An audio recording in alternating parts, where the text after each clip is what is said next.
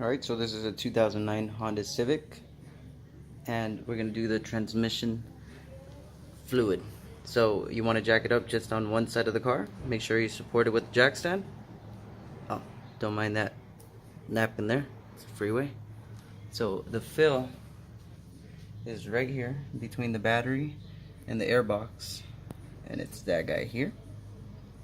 Can't show it with my hand, but it's that. So to get fluid in there, since I don't have the proper funnel, I'm going to use a contraption with 4 of them, which should get the fluid in there. It should take about a little bit less than 3 quarts, I believe, but we'll see. And don't mind the engine bay, it's really dirty.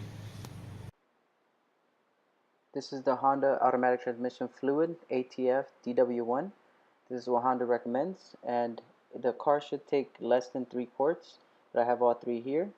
As you can see, you can just pick this up at any Honda dealership. They should have it in stock most likely. And I also picked up a crush washer to replace the one that's currently on there now. It's also recommended to do. My car has 150,000 miles, and I don't know if this has ever been done, and it should be done every 30 to 50,000 miles.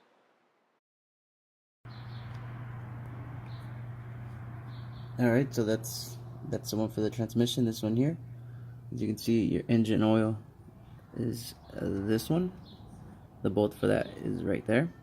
So there's your oil filter for reference. The transmission is there, and the reason why you want to jack it up on the driver's side is because you want it all to tilt this way towards the passenger side. But I'm noticing that if you jack up only on the front, then the lowest part is back here, so you might not get all of it. So you might want to put another jack in the back of the car to tilt the whole side of the car towards the passenger, just lifting the driver's side. And if I haven't mentioned this before, this is an automatic transmission, 2009 Honda Civic. Alright, change of thought. So I thought I was going to use the funnel contraption, but then I found a leftover hose that's for one of those transfer pumps for the transmission, and this wasn't used because it's too long. So I kept the hose.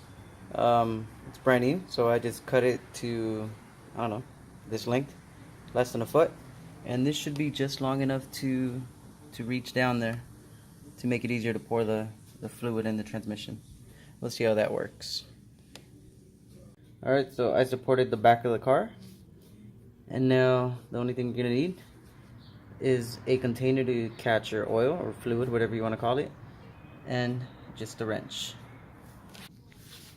Alright, so you take your wrench.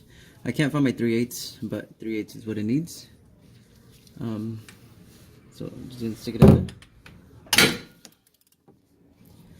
And yeah, it takes a little bit of force to break it loose. So I warmed up the car for a little bit and drove it a few yards, like a quarter mile, just to loosen up and warm up the oil, make it easier to drain. So let's see. Did pretty good on that one. So as you can see, the magnet, we'll take a closer look at it in a second, but that's magnetic, so that should catch any anything that gets caught in the middle.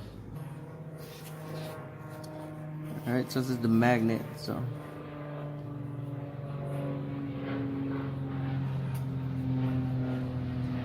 as you can see,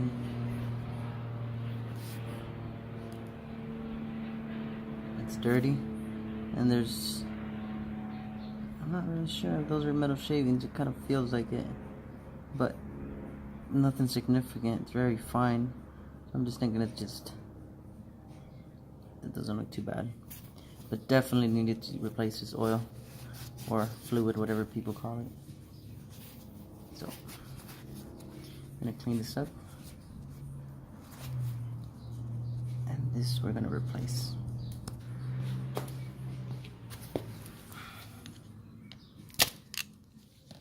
So just break this loose, and we're gonna replace it.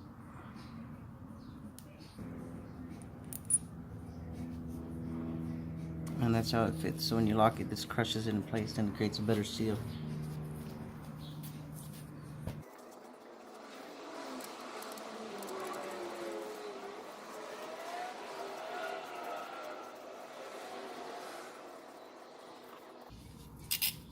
go ahead and tighten it.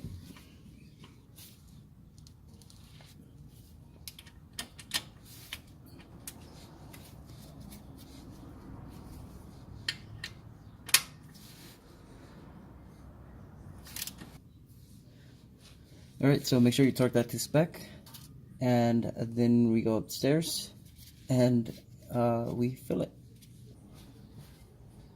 Alright, so we're going to pull the dipstick, and we're going to try our contraption here. Put that in.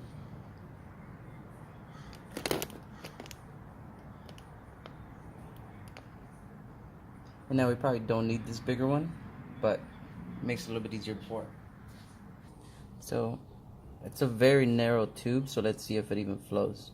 Oh, that's pretty thin stuff.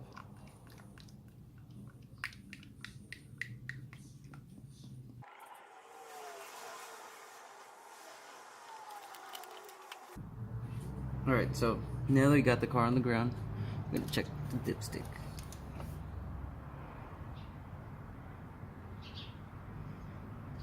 And this camera will pick it up.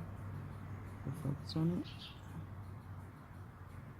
So you see the oil should be right in between this, and the camera's not picking it up very well, but it's on the lower side of it, so I'm just gonna put a little bit more.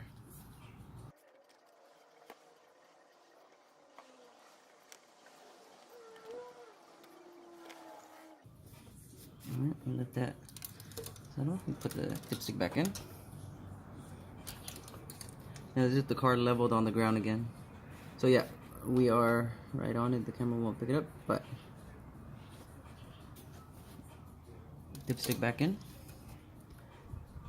Then you're gonna run the car for a bit, make sure there's no leaks.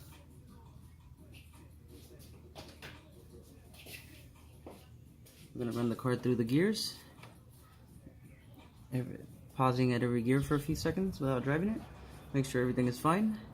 Check your dipstick again, and you're all set.